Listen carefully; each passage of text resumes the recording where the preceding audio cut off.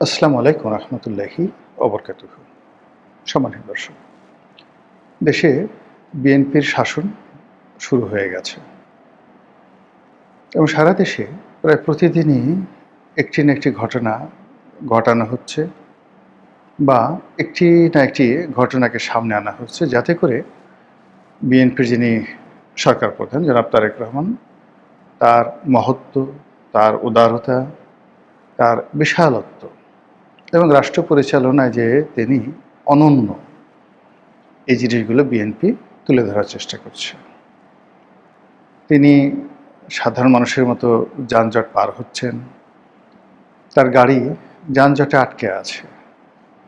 এগুলোকে লাইমলাইটে এনে তিনি যে কত বড় নেতা, তিনি যে কত বড় মহান, যা আগে এরশাদ সাহেব, শেখ হাসিনা, এমনকি বেগম জিয়া বা জিয়াউর রহমান সাহেবও করতে সাহস পাননি, ঠিক সেভাবে তিনি সাধারণ মতো জীবনযাপন করছেন। এটাকে জনগণের সামনে এনে তাকে জনগণের নেতা বানানোর চেষ্টা করা হচ্ছে।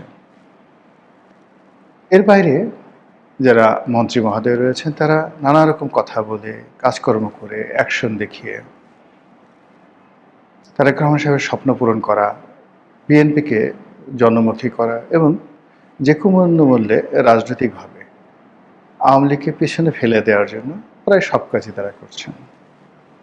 ক্ষমতা গ্রহণ করার সাথে সাথেই বিভিন্ন এলাকাতে বিএনপি যারা নেতাকর্মী, তারা খাল খনন, খাল পরিষ্কার ইত্যাদি নানা কর্মে নিজেরা ব্যস্ত হয়ে পড়েছেন এবং চারিদিকে যারা জনগণ দেখছেন, সবাই বলার চেষ্টা করছেন ধন্য ধন্য ধন্য। তারপর সাধু সাধু সাধু, নেতা তো এরকমই হওয়া উচিত, দল তো এরকমই হওয়া উচিত। আসার সঙ্গে সঙ্গে খাল কাটা শুরু করে দিয়েছে, আসার সঙ্গে সঙ্গে ফ্যামিলি কার্ড দেখা শুরু করেছে। ঈদের আগে ইমাম মুয়াজ্জিনদেরকে সরকারি তহবিল থেকে টাকা দেয়া হবে। তারপর সেই 50 লাখ পরিবারকে ফ্যামিলি কার্ড দেয়া হবে এবং এটা সেনাবাহিনীর মাধ্যমে বিতরণ করা হবে। এই কাজগুলো সরকার খুব জোরে সোরে শুরু করছে। এটার শেষ পর্যন্ত ফলাফল কী হবে সেটা পরে বলবো, কিন্তু তার আগে বলা উচিত যে এগুলো খুব জনপ্রিয়। আরও স্পষ্ট করে যদি বলি, তাহলে এগুলো খুবই সস্তা জনপ্রিয় কাজ, যে কাজ দিয়ে মানুষদেরকে খুব অল্প সময়ের জন্য মুগ্ধ করে রাখা যায়। কিন্তু 7 দিন পর, 10 দিন পর যখন মানুষের পেটে টান লাগবে, বা ইতিমধ্যে যাদের পেটে টান শুরু হয়েছে, পবিত্র মাহে রমজান চলছে, মানুষ ছুটছে, রাস্তাঘাট রীতিমতো মানে চলাফেরা করা যাচ্ছে না, এত মানুষ। এরা সবাই গত 17 মাস ধরে বসেছিল যে একটি গণতান্ত্রিক পরিবর্তন হলে, নতুন সরকার আসলে তারা কাজ করবে, সেই কাজের জন্য তারা বের হয়েছে। বের হওয়ার পর ব্যাংকে যাচ্ছে, টাকা নেই, গার্মেন্টসে যাচ্ছে, শ্রমিকদের মাস শেষে বেতন ভাতা কিভাবে দেবে, গার্মেন্টস মালিকদের মাথা খারাপ। আমার একজন পরিচিত গার্মেন্টস মালিক, গত 8-10 বছরে বেশ সফল ব্যবসায়ী।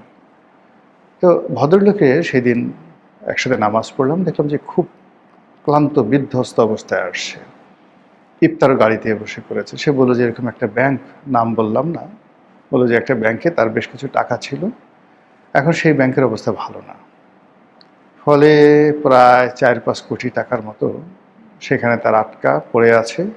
এখন ঈদের সময় তিনি বেতন কিভাবে দিবেন, ভাতা কিভাবে দিবেন, এই টেনশনে তিনি মরে যাচ্ছেন। এর কারণ হলো ওই ব্যাংকে তার তো মানে এলসি করা ছিল, এক্সপোর্ট করেছে, এক্সপোর্টের টাকা ডলার হিসেবে তার ব্যাংকে জমা হয়েছে, আর সেই ডলার বাংলাদেশ ব্যাংক রেখে দিয়ে বাংলাদেশ ব্যাংক সেই ব্যাংককে ঠিকই টাকা দিয়ে দিয়েছে, কিন্তু সেই ব্যাংক এখন গ্রাহকের চাহিদা মেটাতে পারছে না। এরকম আমি একটা ঘটনা দেখলাম যে এই রোজার মাস তার জন্য হারাম হয়ে গেছে, ঠিকমতো নামাজ পড়তে পারছেন না, মসজিদে যেতে পারছেন না, এমনকি সেহেরি ইফতারও করতে পারছেন না। তো যার জন্য রাজনীতির ময়দানে যতই ম্যাজিক দেখানো হোক না কেন, কিন্তু যারা ভুক্তভোগী, যারা সাধারণ আমজনতা, তারা তো চাল, ডাল, আটা, ময়দা এগুলোর কথা চিন্তা করছে। যারা চাকরিজীবী, মাস শেষে বেতনের কথা চিন্তা করছে। আর যারা অর্থনীতিবিদ তারা চিন্তা করছে যে প্রতিদিন টাকার মান কত করে কমল। শেখ হাসিনা যে টাকা রেখে গেছেন, ১০০ টাকা রেখে গেছেন, ইউনূস যখন চলে গেছেন তখন সেই ১০০ টাকার মূল্য হয়ে গেছে ৫৪ টাকা, ৪৬ টাকা নেই। টাকার অবদমন হয়েছে। এখন তারেক রহমান সাহেবকে যদি আবার টাকা ছাপিয়ে তার সরকার চালাতে হয়, টাকা ছাপিয়ে খাল কাটতে হয়, টাকা ছাপিয়ে ফ্যামিলি কার্ড দিতে হয়, তাহলে এই যে এখন শেখ হাসিনার জমানার ১০০ টাকা যেটার মূল্য এখন ৫৪ টাকা আছে সরকারি হিসাবে, সেটার মূল্য হয়তো হয়ে যাবে আরও অর্ধেক, অর্থাৎ ৫৪-র অর্ধেক, ২৭ টাকা। যে মুদ্রাস্ফীতির কারণে একটা সময় জার্মানিতে প্রথম মহাযুদ্ধ হয়েছিল, এই মুদ্রাস্ফীতির কারণে দ্বিতীয় মহাযুদ্ধ হয়েছিল, এই মুদ্রাস্ফীতির কারণে আমেরিকাতে গ্রেট ডিপ্রেশন হয়েছিল ১৯২৭ থেকে ১৯৩৩ সাল অবধি, ৫ বছর। ইরানে কিংবা অনেক দেশে যখন এরকম মুদ্রাস্ফীতি হয়, ইউরোপের অনেক দেশে না তো হয়েছেই, আফ্রিকার কয়েকটি দেশে আছে যেখানে ১ কেজি আলু দাঁড়িপাল্লার একদিকে রেখে অন্যদিকে ১ কেজি টাকা গুনে দিতে হয়। এরকম ঘটনা ঘটেছে, টাকার এতটা অবমূল্যায়ন। তো বাংলাদেশ সেদিকে যাবে কি যাবে না সেটা নিয়ে আলোচনা করবো না। যে আলোচনা করব যে রাজনীতিতে যা কিছু করা হচ্ছে এগুলো মূলত লিপস্টিক ডেভেলপমেন্ট।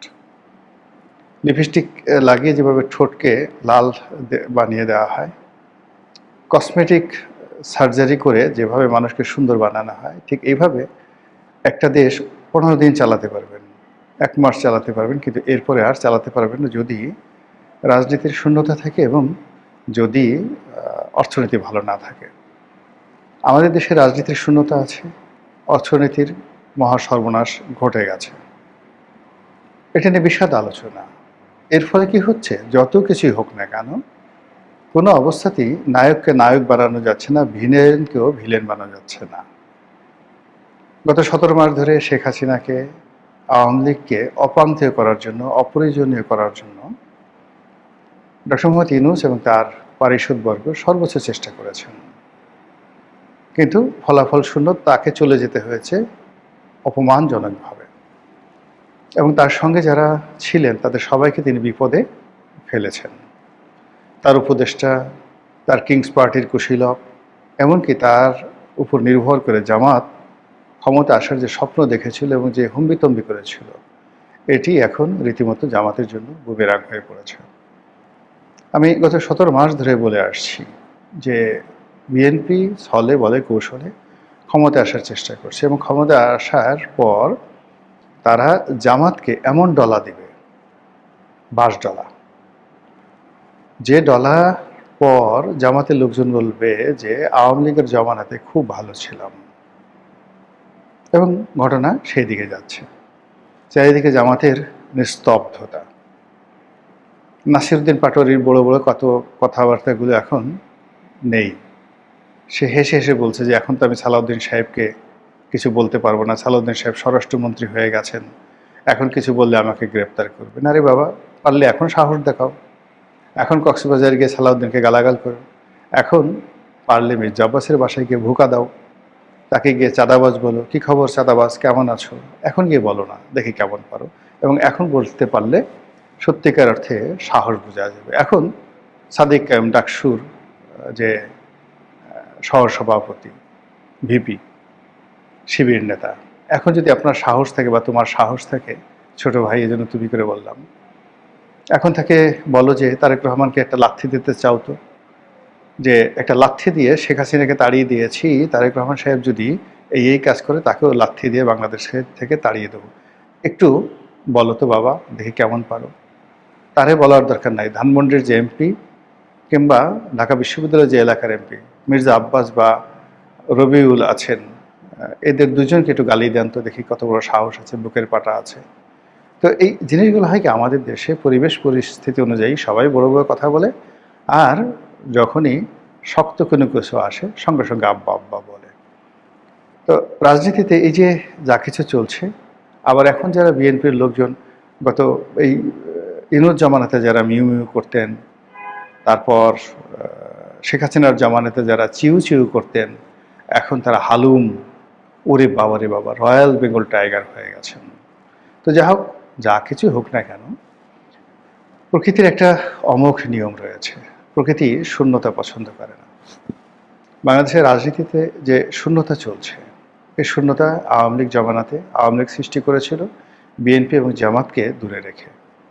কিন্তু বিএনপি এবং জামাতকে দমন পীড়নের উপর রেখেছিল, নিষিদ্ধ করা হয়নি। কিন্তু এখন যেটি হয়েছে, জামাত যেহেতু সরকারি দলে গেছে এবং গত 17 মাসে তাদের কর্মকাণ্ড নিয়ে তারা চিন্তিত, এই জন্য জামাত একেবারে চুপ হয়ে গেছে। আর অন্যদিকে আওয়ামী লীগ না থাকার কারণে পুরো মাঠ নীরব নিস্তব্ধ, এবং এটি বিএনপির জন্য, বিএনপির ভারসাম্যের জন্য রীতিমতো সংকট হয়ে দেখা দিয়েছে। আর এটাকে আওয়ামী লীগ নিরাপদ দূরত্ব থেকে চমৎকারভাবে কাজে লাগানোর জন্য চেষ্টা করছে। তারা দেশের ভিতরে এবং দেশের বাইরে নতুন করে সংগঠিত হচ্ছে এবং তানহাই অবস্থায় নিজেদের ভুলভ্রান্তি তারা অনুধাবন করার চেষ্টা করছে। গত এক সপ্তাহ ধরে আওয়ামী লীগের বিভিন্ন পর্যায়ের যারা লোকজন, বড় বড় নেতা, অনেকের সঙ্গে আমার কথা হয়েছে। যেহেতু আওয়ামী লীগ করতাম, 2009 সনে যারা আমার সঙ্গী সাথী ছিলেন সংসদে, পার্লামেন্টে আশেপাশে, তারাই পরবর্তীতে আওয়ামী লীগের নীতি নির্ধারণী পর্যায়ে চলে গিয়েছিলেন। এখন তারা সবাই পলাতক। তো ব্যক্তিগত সম্পর্কের কারণে অনেকের সঙ্গে কথা হয়, খোঁজখবর রাখা হয়। তো দেখলাম যে সবাই অনুতপ্ত, তাদের ভুলগুলো তারা বুঝতে পেরেছে, আবার নতুন করে তারা গুছিয়ে উঠতে চাচ্ছে। অনেকে তো একথাও বললেন যে আমরা তারেক রহমান সাহেবকে নিয়ে যে টিটকারি করেছি, তাকে নিয়ে যে বাড়াবাড়ি করেছি, তার ফলে আমাদের এই ঘাড়ের উপর, চোখের উপরে, মুখের উপরে তারেক রহমান সাহেবের যে উন্নতি, আল্লাহ আমাদেরকে এর মাধ্যমে একটা শিক্ষা দিয়েছেন। এইরকম উপলব্ধির পর্যায়ে আওয়ামী লীগের লোকজন চলে গিয়েছে।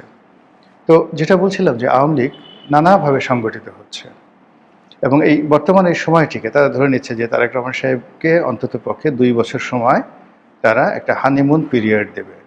আওয়ামী লীগের পক্ষ থেকে সরকার 100% নিরাপদ থাকবে এবং এটা আওয়ামী লীগের পক্ষ থেকে সরকারের যে পর্যায়ে যোগাযোগ রাখা হয় বা হচ্ছে, তাদেরকে এই কথা জানিয়ে দেওয়া হচ্ছে। আওয়ামী লীগ এই সময়টাতে নিজেদের সাংগঠনিক ক্ষমতাকে পাকাপোক্ত করবে, মামলা মোকদ্দমাকে সহনীয় করার চেষ্টা করবে এবং যারা মোটামুটি যাদের আত্মবিশ্বাস প্রবল এবং অন্যায় করেনি কিন্তু মিথ্যা মামলা হয়েছে, এই নেতাগুলো বিদেশ থেকে এসে বাংলাদেশে আত্মসমর্পণ করবে। এইভাবে তারা তাদের যে রাজনীতি, সেই রাজনীতি ঠিক যেটা আওয়ামী লীগের অতীত ইতিহাস, যে বিভিন্ন পরিবেশ পরিস্থিতি তারা যেভাবে কাজ করেছেন, যেভাবে তারা রুখে দাঁড়িয়েছেন, যেভাবে প্রতিকূল পরিবেশে নিজেদেরকে গড়ে তুলেছেন, ঠিক সেই জিনিসটি আবার নতুন করে তারা শুরু করতে চাচ্ছে। এবং এটা যদি সত্যিকার অর্থে তারা করতে পারে, আওয়ামী লীগ অতীতের যে কোনো সময়ের চেয়ে শক্তিশালী হবে, যে কোনো সময়ের চেয়ে ভালো করবে এবং আগামীতে যদি তারা ইতিবাচক থাকে এবং সরকার যদি তাদের ব্যাপারে ইতিবাচক থাকে, আশা করা যায় গণতন্ত্রের একটি সুন্দর বাতাস বাংলাদেশে প্রবাহিত হবে। মহান আল্লাহ আমাদের সবাইকে হেদায়েত দান করুন এবং হেফাজত করুন। আসসালামু আলাইকুম ওয়া রাহমাতুল্লাহি ওয়া বারাকাতুহু।